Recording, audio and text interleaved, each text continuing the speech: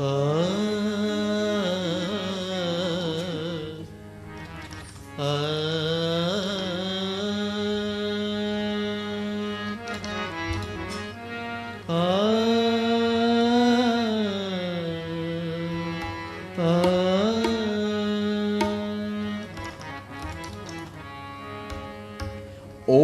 अग्ने नयसुपथारायस्मान् विश्वानि देवयुनानि विद्वान् युयोधस्मज्जुहुराणुमेनो भूयिष्ठं ते न मे उक्तिं विधीमे।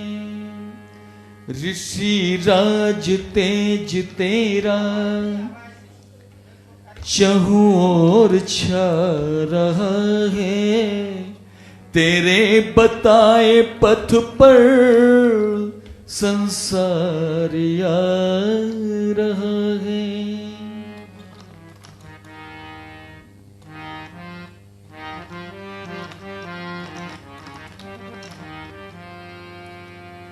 भगवन हमको ये वर दे दो, स्वामी हमको ये वर दे दो, हम वाप कहीं नित ध्यान करें, ध्यान करें, अपने में लगा लो बुद्धि को, अपने लगा लो बुद्धि को, हम आप कहीं गुण गान करें, ध्यान करें।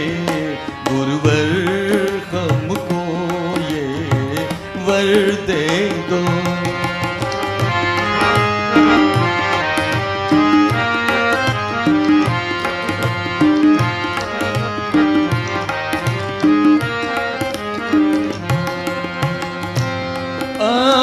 सत से रहे हम दूर सदा, और सतपथ के अनुगामी हो। सत से रहे हम दूर सदा, और सतपथ के अनुगामी हो। मृत्यु के भय से बच जाए, मृत्यु के भय से बच जाए, तेरे अमृत का पान करें, ध्यान करें। भगवन हमको ये वर दे दो।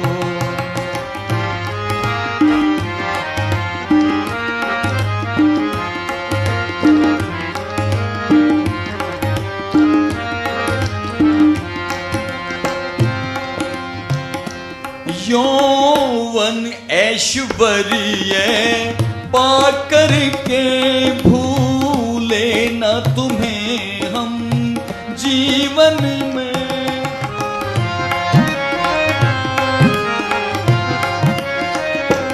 यौवन ऐश्वर्य पाकर के भूले न तुम्हें हम जीवन में। मिथ्या अभिमान को छोड़ सदा, हम आप कहीं एक मान करें, ध्यान करें। भगवन हमको ये वर दे दो।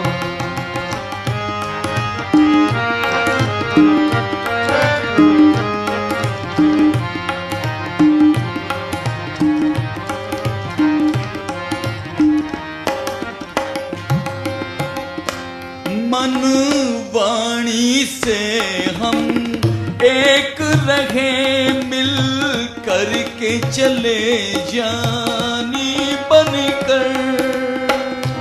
मन वाणी से हम एक रहे, मिल करके चले जानी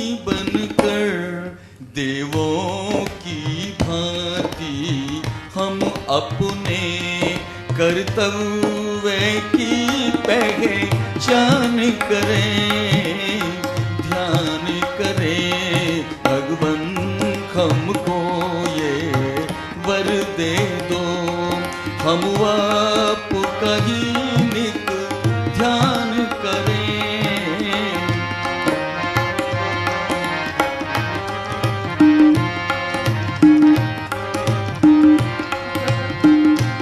सुख दुख में रहे हम एक सदा ना, हर्ष कभी ना शोक करे,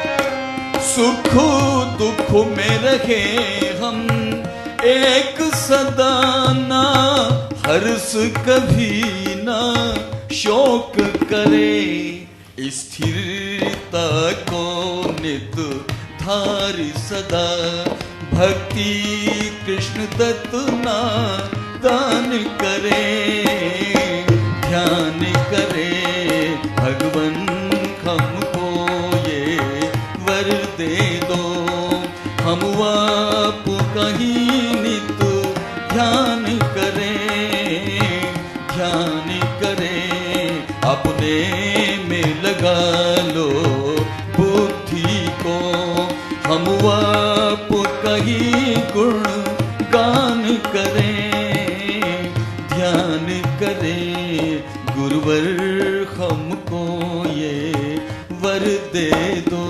स्वामी हमको ये वर दे दो।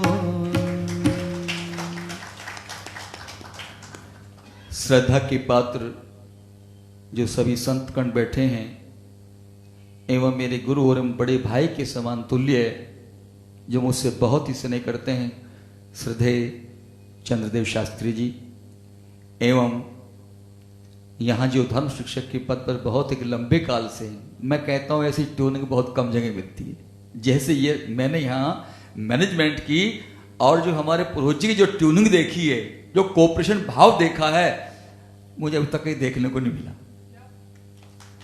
प्रधान जी के अंदर कहीं बड़प्पन नहीं दिखाई दे रहा, सेवा की तरह से। मंत्री जी में कहीं है ही नहीं कि मैं ऊंचे आसन पे बैठूं, बिल्कुल भी नहीं।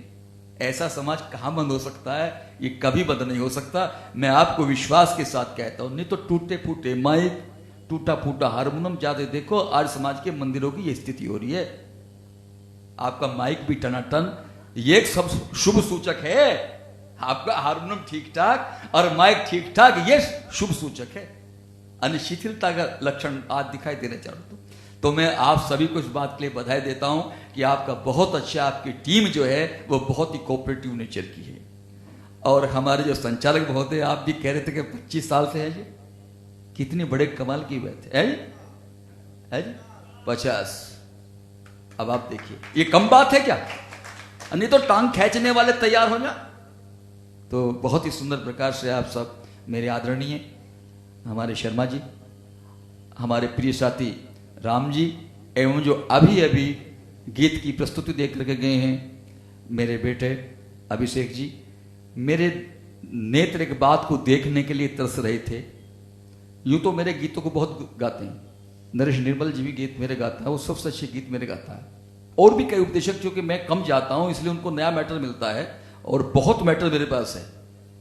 अवसर कम मिलता बस ये, क्योंकि मैं जॉब पे हूं, इस वजह से। यहां भी आचार्य जी ने मुझे उधर ये शाहबाद और हरदोई में वहां 2 कार्यक्रम दिए थे।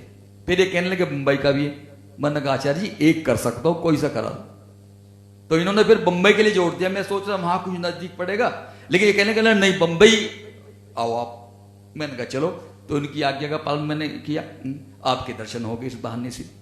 तो मेरी दृष्टि इस बात को देख रही थी कि भाई मेरे गीतों को कौन ऐसा है जो उसे मुखरित कर सकता, जो गा सकता। क्यों, गाने वाले तो बहुत हैं, लेकिन गीत के भाव को जो मुखरित करना है ये सबके पास ये कला नहीं, बता रहा हूं। गायक तो बहुत आपको मिलेंगे, और वो विधा मैं अपने बेटे अभिषेक में देख रहा हूं। और मेरा यह विश्वास है कि मैंने किताब इनको समर्पित कर दी है, और मेरा विश्वास है कि मेरे गीतों को रोशन कर देगा। ये गा सकता, क्योंकि वे पक्की धुनों पे गीत है मेरे। या तो क्लासिकल धुन है, पक्की धुन है।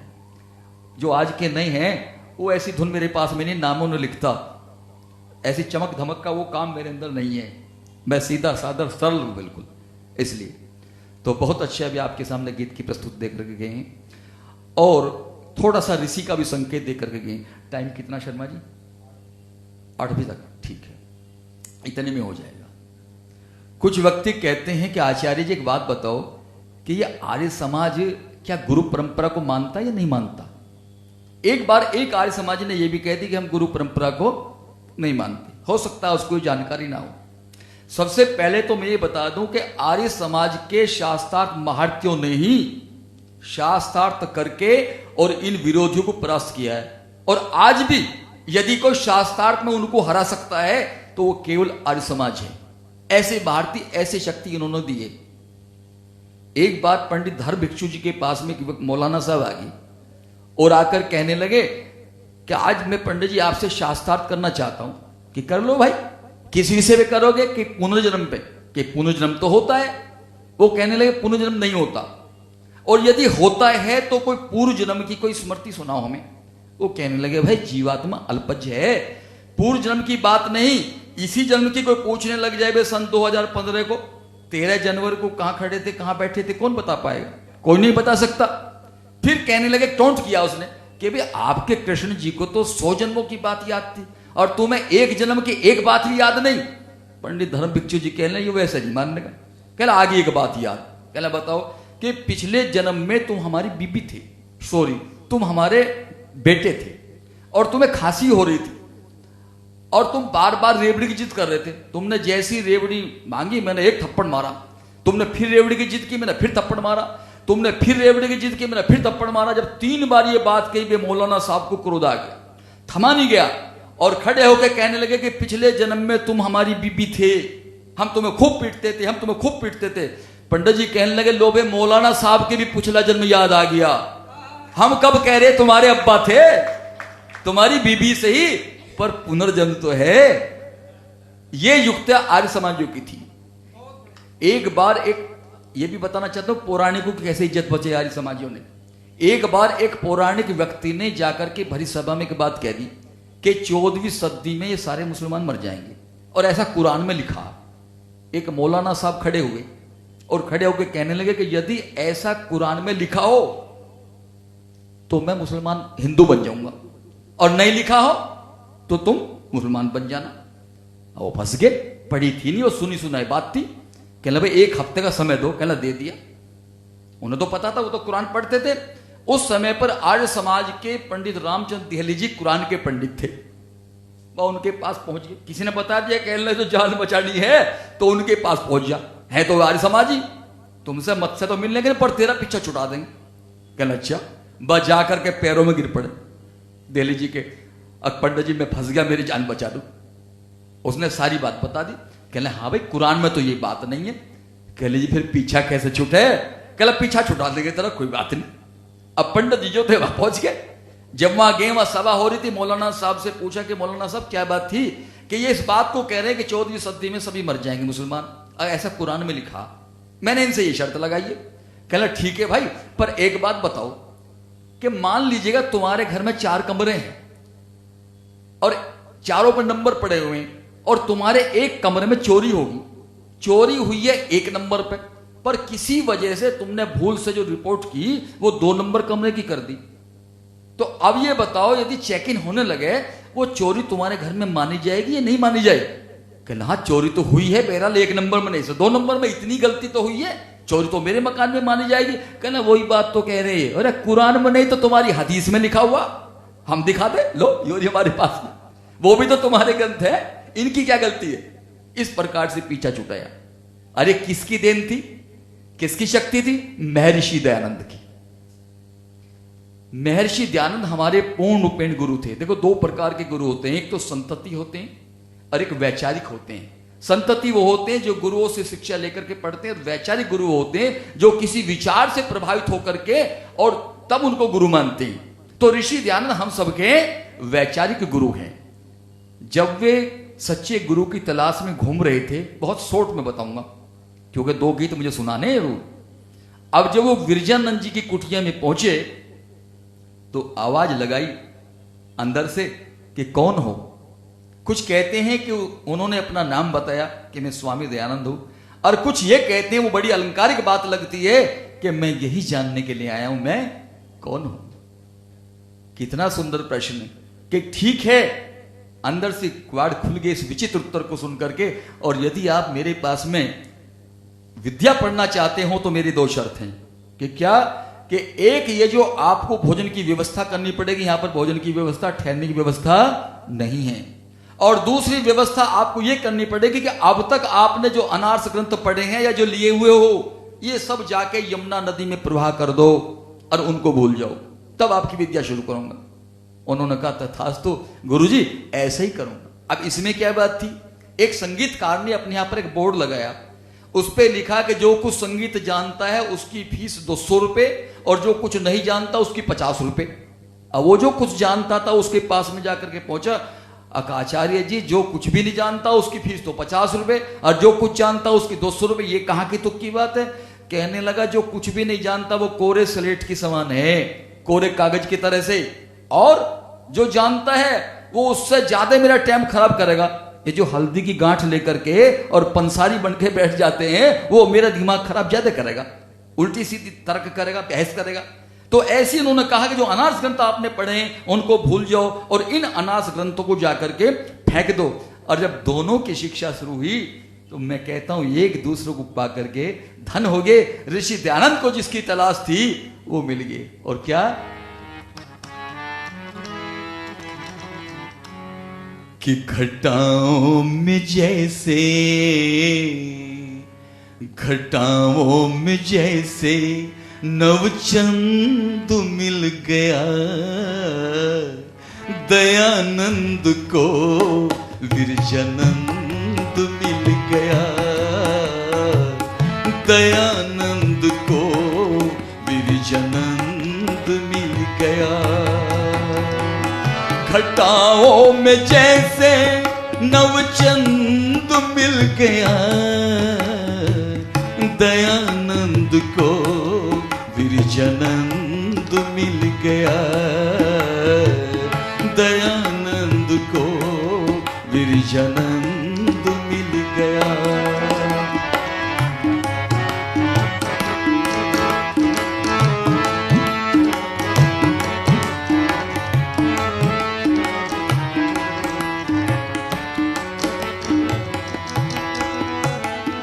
मठ मंदिरों में फिरा घूमता, मठ मंदिरों में फिरा घूमता, पर्वतों की चोटी को फिरा चूमता, मथुरा में ही निर्द्वंद मिल गया, मथुरा में ही निर्द्वंद मिल गया, दयानंद को विरजानंद मिल गया।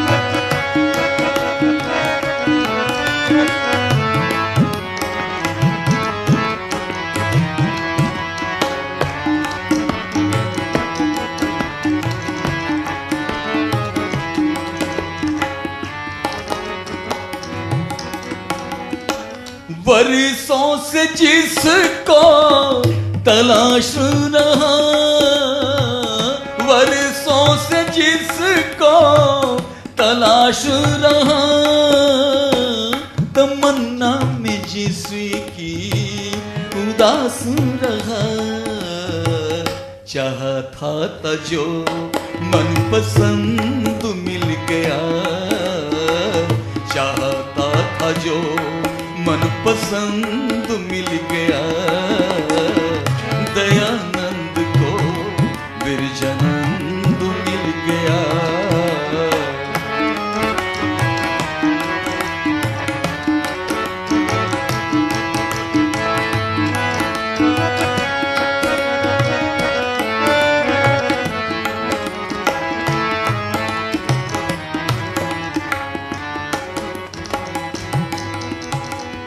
नई जिंदगी का खिला है कमल, प्यासे पथिक को मिला जैसे जल।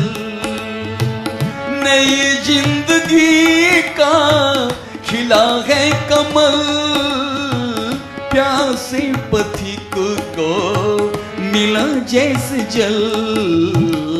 भंवरे को निज मकरंद मिल गया, भंवरे को निज मकरंद मिल गया। दयानंद को विरजानंद मिल गया, ओ दयानंद को विरजानंद मिल गया।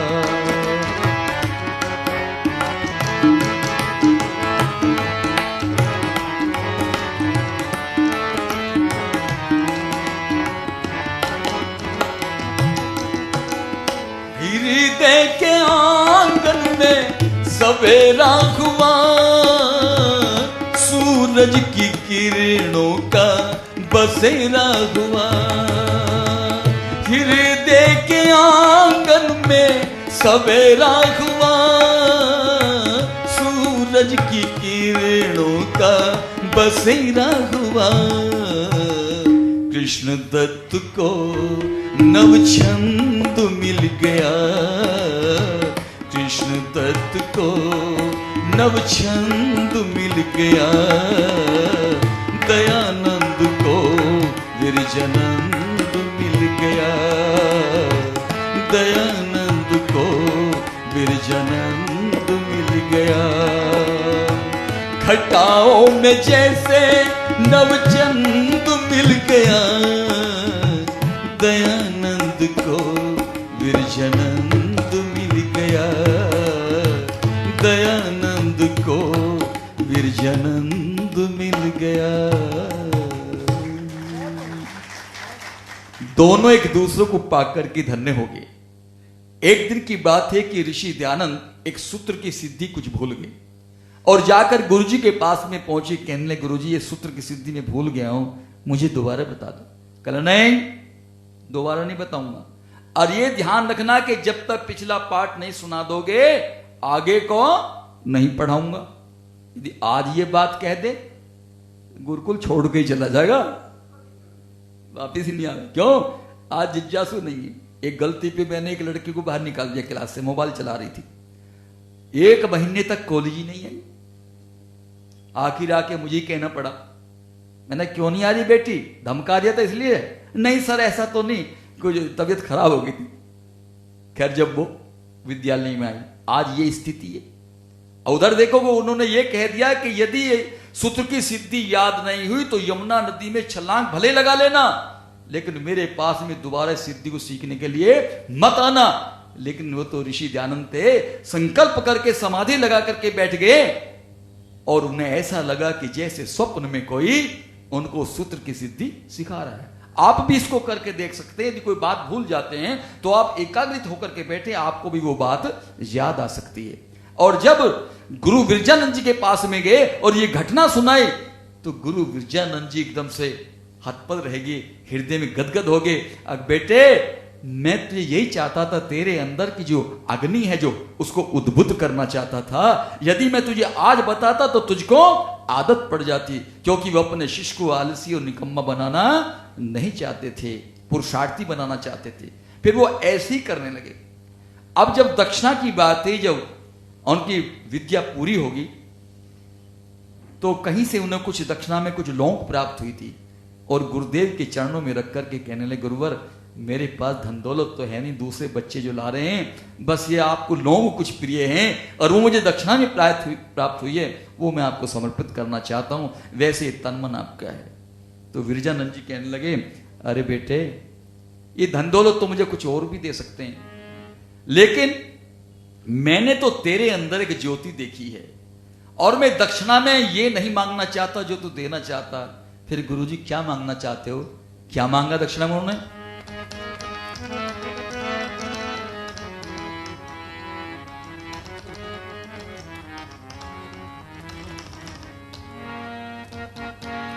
अरे दयानंद सोता भारत इसको जाए जगा, फैला है अंधकार देश में इसको दूर भगा।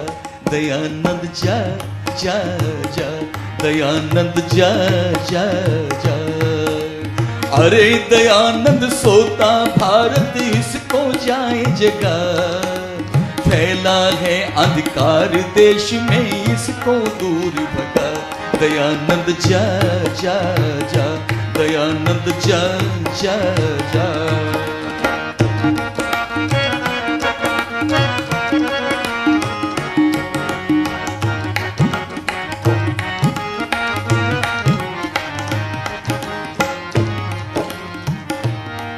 वो तेरे हृदय में देखी जो मैंने ज्ञान की ज्योति, तेरे हृदय में देखी जो मैंने ज्ञान की ज्योति। इस ज्योति से चमका दे हर एक मानस का मोती।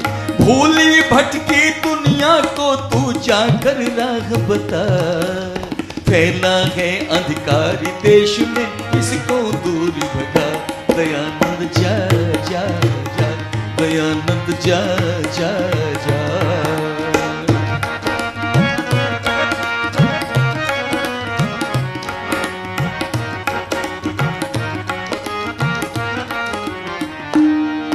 वो वेद शास्त्र के नाम पे झूठी रीत चलाई जाती, वेद शास्त्र के नाम पे झूठी रीत चलाई जाती। अश्वमेध यज्ञों में पशु की बलि चढ़ाई जाती।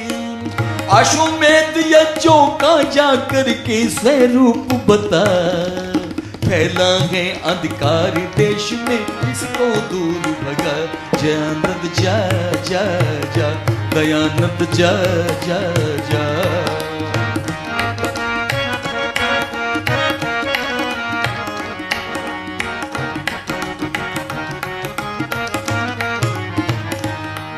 वो नाम धर्म का लेकर के अब पाप रात दिन होते, नाम धर्म का लेकर के अब पाप रात दिन होते।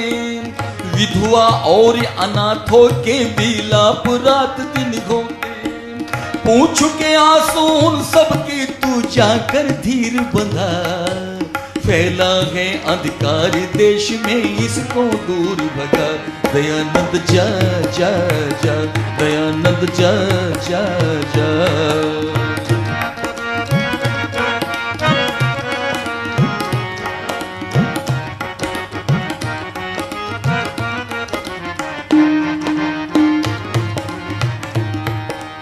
आलस और प्रमाद के वश हम पराधीन हो बैठे, आलस और प्रमाद के वश हम पराधीन हो बैठे।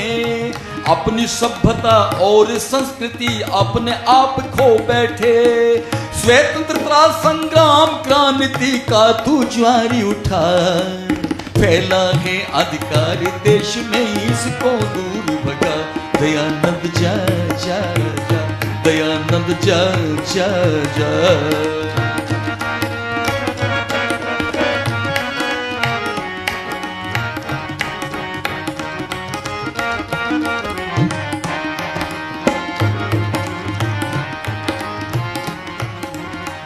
अंत में झुकी हुई जो धर्म ध्वजा है इसको फिर लहरा दे, झुकी हुई जो धर्म ध्वजा है इसको फिर लहरा दे।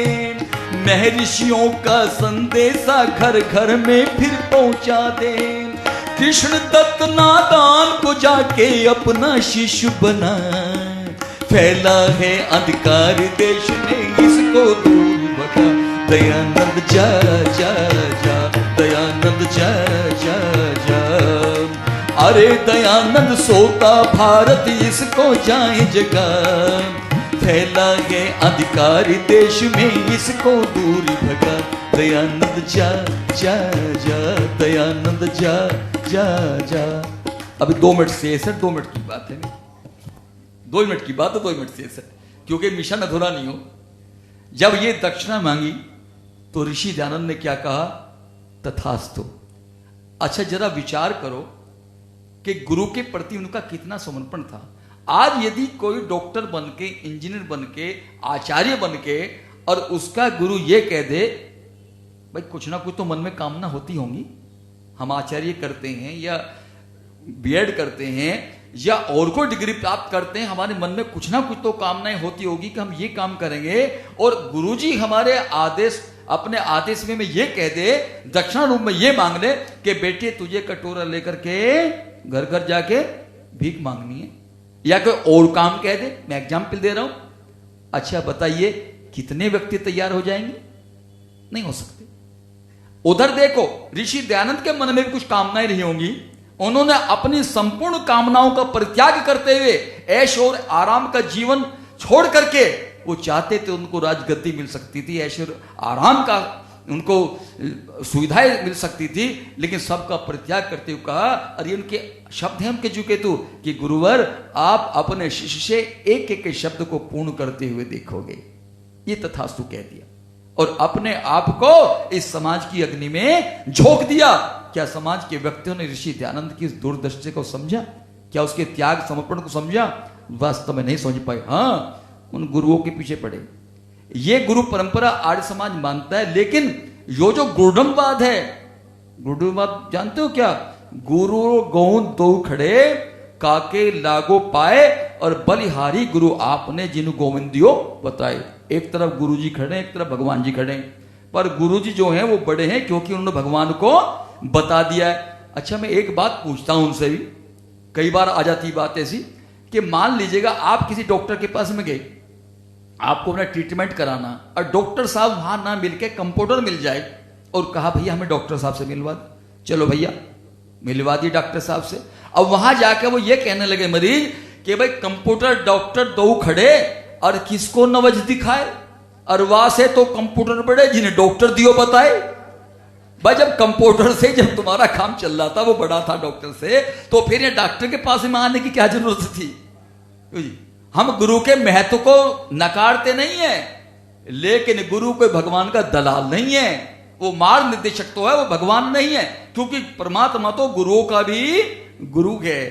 अरे प्रधानमंत्री से, राष्ट्रपति से संतरी तो मिलवाता है, क्या संतरी राष्ट्रपति से, प्रधानमंत्री से बड़ा हो जाएगा? बस यहां अंतर है। हम गुरु को अपना निर्देशक, पिता समान, स्वामी मानते हैं, अपना मार्गदर्शक मानते हैं, उसके सानिध्य में रहकर विद्या ज्ञान को सीखना चाहते हैं, लेकिन हम उसको परमात्मा नहीं मानते। उनकी सोच में और हमारी सोच में ये अंतर है। ये थोड़े से मैंने गुरु परंपरा में ऋषि दयानंद का ही एग्जाम्पल दे करके ये आपके सामने विचार रखे हैं। यदि ओम शम, आप सभी को नमस्ते।